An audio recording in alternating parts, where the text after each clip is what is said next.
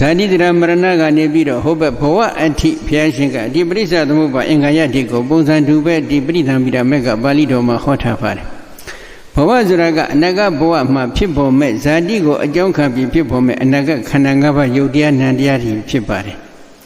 ဒီတော့အနာဂတ်ယုတ်တရားတွေကိုလှမ်းရှုလိုက်တဲ့အခါမှာဒီအနာဂတ်ယုတ်တရားတွေရဲ့ဖြစ်မှုကိုလည်းမြင်တယ်ပြက်မှုဘင်ကိုလည်းမြင်တယ်ဆိုလို့ရှိရင်ဒါပစ္စုပန်တက်သွားတာပဲအဲ့ဒီလိုပစ္စုပန်မျိုးကိုဆိုလိုရင်းသာဖြစ်ပါတယ်နော်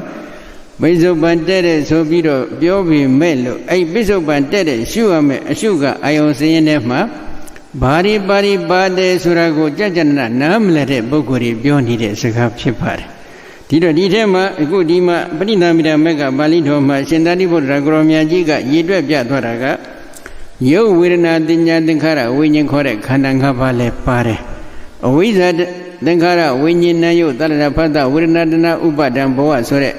ပရိစ္ဆသမုပ္ပါအင်္ဂါယက်တွေလည်းပါဝင်ကြပါတယ်ဒါကြောင့်အဲ့ဒီလို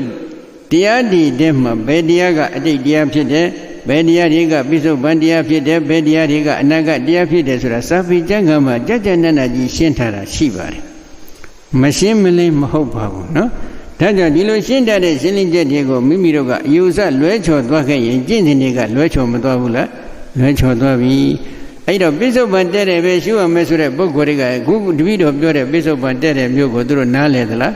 နားမလဲကြဘူးနားမလဲတဲ့အတွက်ကြောင့်ပြောကျင်တာတွေလျှောက်ပြောတော့ကျင့်စဉ်တွေကလွဲချော်ပြီးမသွားဘူးလားလွဲချော်သွားတယ်အဲ့လွဲချော်အောင်ဟောပြောနေတဲ့ပုဂ္ဂိုလ်တွေကဘယ်ပုဂ္ဂိုလ်တွေလဲဣမေသမောဂပုရိသတဲ့ဒီမေဖို့နိဗ္ဗာန်မှာအချင်းကြီးဖြစ်နေတဲ့ဒီယောက်ျားတွေကဟောနေတာအဲ့လိုဟောနေခြင်းဒီဘာလို့ထားလဲသတ္တမသုံးပြသာသနာတော်ကြီးကိုကွယ်ပြောက်အောင်